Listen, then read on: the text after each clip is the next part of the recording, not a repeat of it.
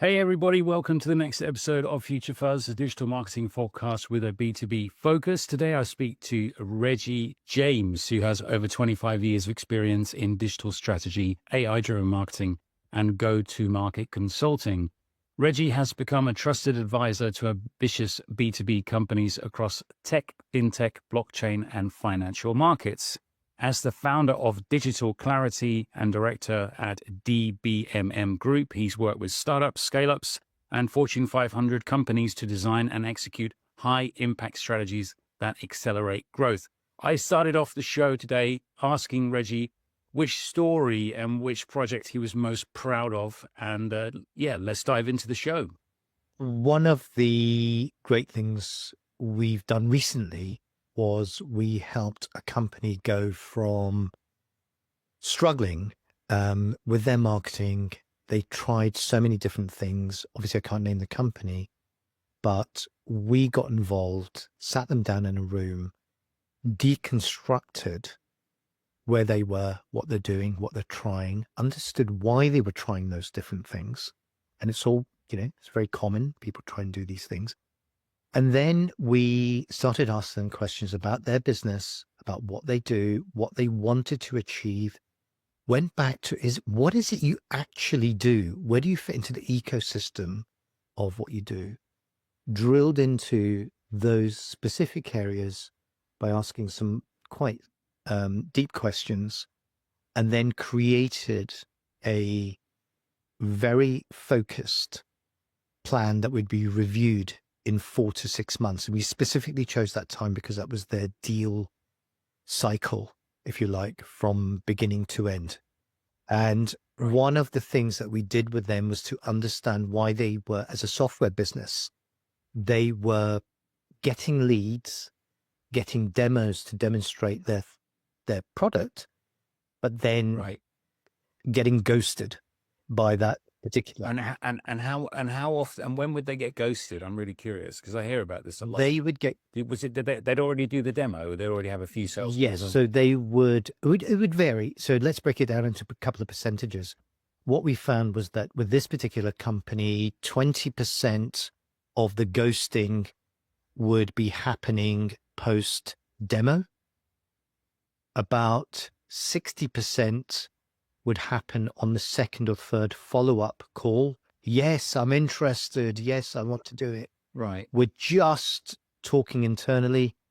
And then the rest would either lead to them being shortlisted and up against another company. So they would either win the deal or not. Okay. So it's not all, was not all negative. So that was the kind of split, if you like. That's quite a large drop-off. That's like 80%. It happens. It happens a lot. So so if you look at data from things like Sixth Sense, Bain Consulting, all of those different areas, due to the buyer being in control, especially post-COVID, they have access to so much information. They're already making judgments. And I don't know if you've heard about the 95-5 rule. You'll happily talk about. They have almost already made up their mind on who they are going to use. All they really want to do is validate and justify. And so therefore, what my client was struggling with was whether they were going to be part of a beauty parade or actually genuinely interested. And the only way you can do that is to really get deep into the questioning. And we devised a strategy for them in this particular sense, where we would actually be turning people away, which sounds odd, but really drilling it. Probably you're saving a lot of time. They were wasting a lot of time because when they got an inquiry, the sales team were doing high fives and ringing bells and stuff, as we all do. Been there, done that, yeah. And the pipeline was a bit of a jackanory. It was like a work of fiction for all our lovely listeners around the world. Pipeline delusion. Pipeline delusion. We've had a podcast, and I can. You should listen. I can tell you talk forever about those. But we interrogated their pipeline. We looked at their pipeline. We had a wonderful conversation about it. But what we were doing was not giving them going to a doctor and having a pill, but do what we normally do is giving them a full scan and saying, this is the health of your business, this is the state of your business, and these are the bits, these are the blocked arteries that you need to fix, if you like. And that's what we were doing. So we addressed those by actually using questioning techniques a lot more. And this is where what was the outcome, Reggie? So when you went through this process, like you confronted the client with a lot of hard truths, right? You said, look into your pipeline. Is it really realistic? The sales team are doing high fives when the leads come in, but they're not converting because there's a huge drop-off rate. When they implemented the changes that you put in place, what was the outcome? In short, and it was a 60% increase in that first year of working, 60% increase in that annual recurring revenue in year one. Wow. Second year, 100% plus. And the clue is, if you really want to look, there's a case study on our website. There goes the shameless plug. But in seriousness, what we did was really to understand the business, you need to really get under the skin of it. And and this is where we have the agency delusion, is that you have to educate your prospect to the fact that it's going to be hard work, but enjoyable. Right. And the outcome is going to be their desired outcome, but we'll be realistic about it. If they sat down to me and said, I want a 60% increase in my annual recurring revenue, I'd say we can do that, but it's going to cost you a ton of money and it's going to take you, but if we said, if we fix these things, we can't control everything, but if we can fix the things we can control and tweak those, then we can do that. So we put something with that particular focus and then looked at where their customers lived, who their customers actually were, and then looked at how do we engage with buying committees who are making decisions when we're not in the room. And so we started we started a game plan around that. So that's a brilliant story to show that if you just dive into, take a step back, do an analysis and just dive into what could be the reasons that these things are going wrong. Yes. That sounds amazing. So from an 80% drop off to in a 2-year period, like 100% improvement in revenue for a SaaS company. Absolutely. Absolutely brilliant. Yeah. So you're running a consultancy organization that helps companies with a range of different, issues that they're trying to deal with. And one of your main focuses is basically helping companies grow. So why do most companies still choose agencies based on pitch decks instead of fitting in with an idea of a growth strategy? Why do you think that is? Wow, that's a great question. It is. The thing is, Justin, it's really what's available. There's a kind of default position for many companies. Depending on the size of the organization, if you look at a mid-sized business, by mid-size, say 3 to 5 million euros, pounds or euros, up to, say 20, 30 million, annual recurring revenue. The marketing function within those organizations is normally run by somebody who is very used to having an agency, having a third party. They've either even come from an agency, or they have a mate or a brother's uncle's sister who works at someone, and they've had Sunday lunch and they've said, oh, I can help with that. And you'd be surprised that how some of these things, how people get to where they get to. So that's why the agency is the default position. This is agency in the classical sense. Digital agency, web agency, paid search agency, etc., social media. It's the default or go-to position where people say, I'm looking to grow the business. We don't have the availability, or we do have a function in-house, but we need help. we need support. And that's where they normally go to. And that's why a slick pitch deck, some of the best agencies are the best salespeople in the world, especially the creative shops. And really, it's not a fault of anyone's. It's just the way the business society is. So for us, we're kind of swimming upstream. We're kind of having to re-educate and entertain and inform, to use that old BBC adage, to help companies really understand that what they may need is somebody that understands the business and then kind of take it from there. So it's that kind of thing. And you said there something really on point, that some of the best agencies out there, or let's say the ones that win a lot of business, they're very good selling, and they have this the shiny pitch decks, etc. And then we spoke about it before, right? That they then get bought in to an idea. They think that this service is going to work for them, and they believe they're going to work with seniors within the team. But then what ends up happening is that they sort of get bumped down. They end up working with different people than they were speaking to. They get confused, and that's where things unravel.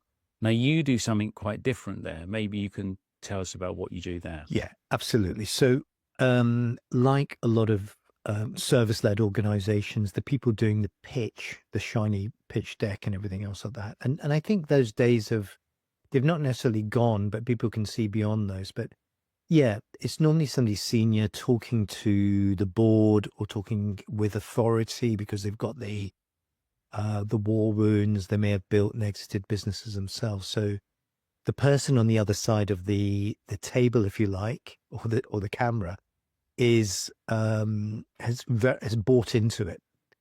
And when people start working together, there's a disconnect, and you end up, in many cases, I wouldn't say in all cases, but in many cases, dealing with the 10th person in the deal team who is learning on the job, who has no rapport with the board or whatever.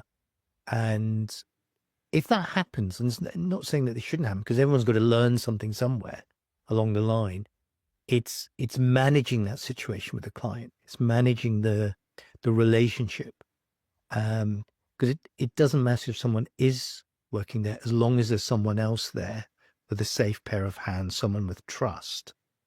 But a lot of this happens at the early stages of the pitch, at the early stages of the engagement process or the onboarding.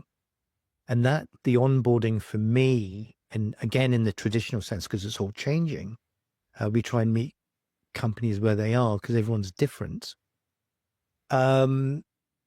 It's all about being transparent and helping companies understand before they engage. This is what will happen. This is typically what a working relationship will look like. These are the people you will deal with, but you'll still deal with me on X amount of time. So there's that kind of element. And it might even be that the person doing the pitch, and though they win the pitch, that someone better comes along and takes over that scenario. But I think with most prospective customers, with clients, they just want to be understood and to understand as well. I know that sounds a little bit cliched, but they really just want, it's a grown-up conversation. It's as George Bernard Shaw once says, the challenge with communication is the assumption that is taking place. And great, it's not so much about being slick, it's about having transparent communication. And I think that's really where the top players rise to the top. The shine on the deck soon goes, it soon dulls, and it becomes a distant memory. When you get into the depths of the relationship, and it only takes a senior leadership person to go up to their board and say, things aren't working. Who the hell hired these people? they don't get us or whatever. And this is where we come in. So we're normally the troubleshooters when people are there. That's how we get, not always, but we get engaged into conversations through relationships and contact, both by agencies and clients. So we also help a lot of agencies. We started life off helping big media planning buying agencies, which I can happily tell you about. Future Fuzz is sponsored by Salesforce, B2B pipeline management and sales growth for your business. So what are people coming to you asking for right now? What problems are they faced with? What would you say are the top 3 problems that companies are really struggling with? In relation to working with a third party or their own actual challenges that they have right now? Well, if they had a challenge and they wanted to approach a third party to get it fixed, what are those 3 things that they're asking to get fixed? Again, there's quite a plethora of different challenges that companies have. You can distill them down to under probably 10 points. Number 1, how do I use AI to be more effective? And that is also peppered with what they're really saying, what they're asking. And what they're really saying is, how can I add efficiency so that my shareholders can see that I'm cutting costs, but increasing value? And the 2 aren't mutually exclusive. Number 2, it's always about growth. How can I create sustainable growth? How do I get rid of the feast and famine of a good month, good quarter, bad quarter, good year, bad year? How can I create something that those guys over there they just have year-on-year growth.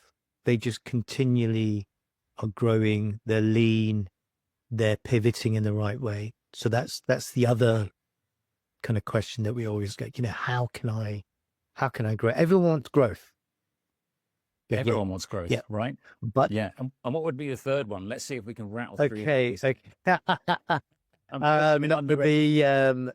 The other one is I'm trying something and it's not working.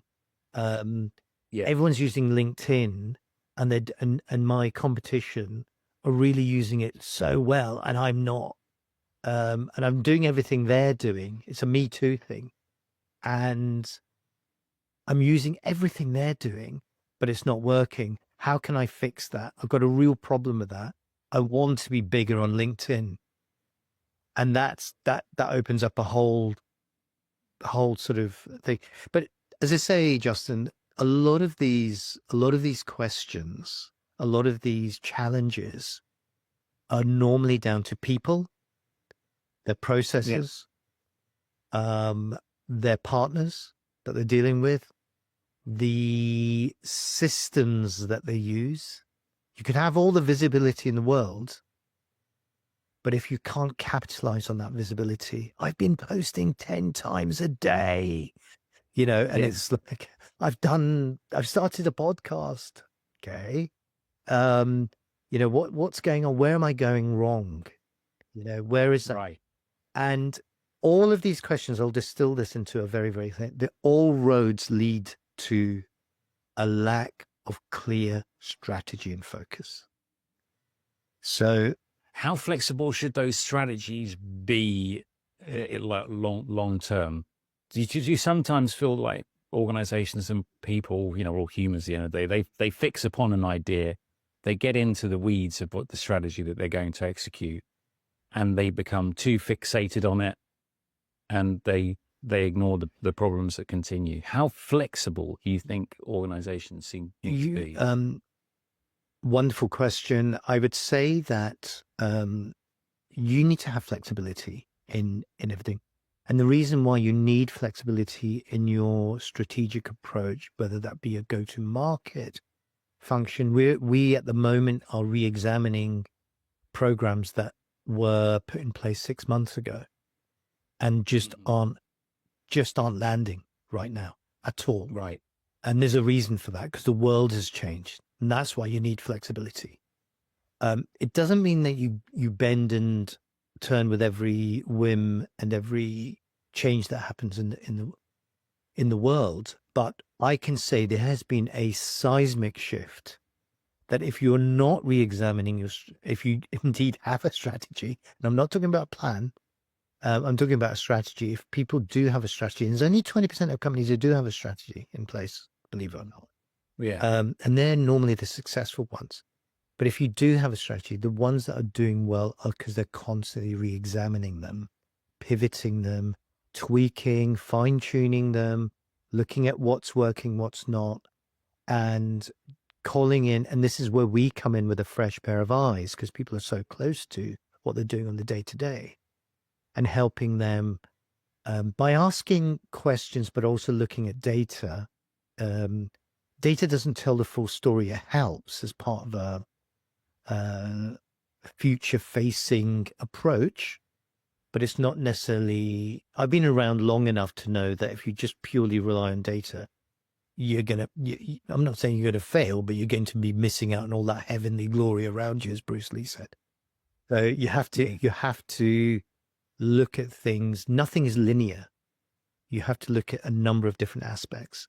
And so one of the things that we do is we have a grown-up conversation with people, ask them some incredibly difficult questions in a cold room normally, but in a cold room to keep them awake, and with a very bright light shining on them as well.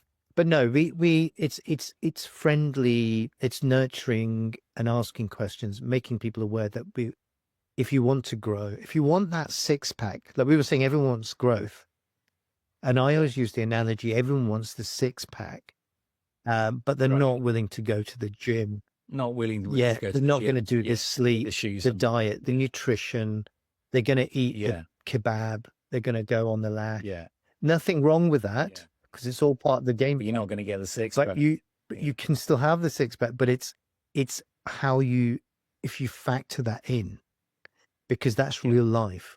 And a lot of people have a pseudo strategy, which is kind of very linear, and it's there used to be a project management methodology called Prince, projects in controlled environments, but there's no such thing as a controlled environment in the real world. Who'd have thought a year ago we'd be where we are today, hypothetically, geopolitically, but also where we are from a business perspective, the growth of AI, all of these different things are having an impact on what people do. And what we try and do is separate the perception from the reality. But what we also do is we create a perception for our clients, for their prospects, to generate prospects. So, you know how you talked about the 95 to 5% rule. We've talked about this on the podcast a few times. It's like 95% of your buyers are not ready to buy. Yeah. And 5% might be in market. I mean, I would actually argue that it's even harder than that. I think it's more like 98% are not in the buying mood and 2% are ready right now. But maybe of that 98%, 40% are being influenced at any stage. Diving into SaaS a bit more, because you have lots of people tuning in the show that come from a SaaS background and they're trying to push their SaaS products. How do you tackle that without being spammy and annoying in your communications? It's understanding. I mean, the 95-5 rule, which grew out of the LinkedIn B2B Institute, where they did a huge amount of research in it over a period of time. Two great guys who now are running their own thing. It plays on the Pareto principle, the 80-20 rule. And you're absolutely right. It's probably higher. It's understanding that rule firstly. Okay. So the hard truth for people to try and grasp is that 45% of people don't even know they've got a problem that your solution can fix. Rule number one. Okay. So that's a big swathe of the community that don't care about you. They don't care. So all that messaging you're doing, all that spammy stuff that you talked about, Justin, is just falling on deaf ears. You use it. You're wasting so much energy, time, money, just spamming people. You're actually putting them off. They'll never use you. So a large chunk of people are not in the room. They don't even know they've got a problem. Yeah. As they move down the funnel and someone says, oh, we've got a problem here, we need to fix it. And then they internally start a committee, or they send someone out to go and look and find a solution to their burning problem. And it's not even a burning problem at that point. As they move along that sideways funnel towards that 5%, and we'll stick with 5% for the moment. When they're nearing the 15-10%, they've already shortlisted companies.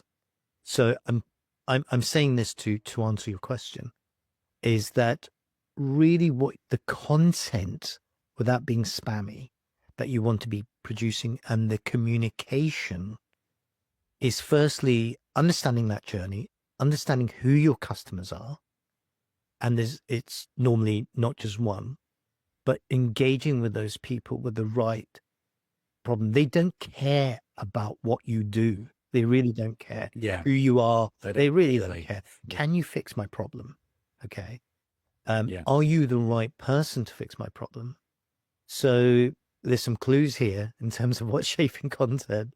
And really not even talking to them, but engaging with them and telling the story, the narrative about, in certain cases, here is Mr. X, who is in this role, and then talking about here is Ms. Y in this role. She was a CFO. She's looking to make savings, and this is how we helped with this scenario. Yeah. I'm not necessarily it was going to work for you, but this is how we did it. And it's non-salesy. It's genuine. I'm going to use that horrible word, authentic, which is overused. Use AI to help me become more authentic. I did a post the other day about being authentic. Did very well on LinkedIn. Yeah. And but I think you've hit the nail on the head there. I think that's Reggie, a good point, is that maybe we should rename this podcast episode "No One Cares About You."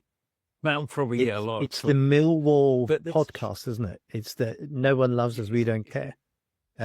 No one loves us, we don't care. Yeah. And I think that is, that's a really valid point, because they, like you said, they've got a problem. A lot of people don't know they've got a problem. 45% are out of the equation, right? But there's a big chunk that have got a problem, and they need someone to help them fix it. And if you communicate that well enough without trying to blow your own trumpet all the time, you'll help them fix that problem, and then you'll get a much better opportunity to convert. But Reggie, we've come to the end of the show. Time flies when you're having fun. I think I say that every sure time does. we record. When people want to find you, they can go to digital-clarity.com. Check out the website. It's a really lovely website, I have to say.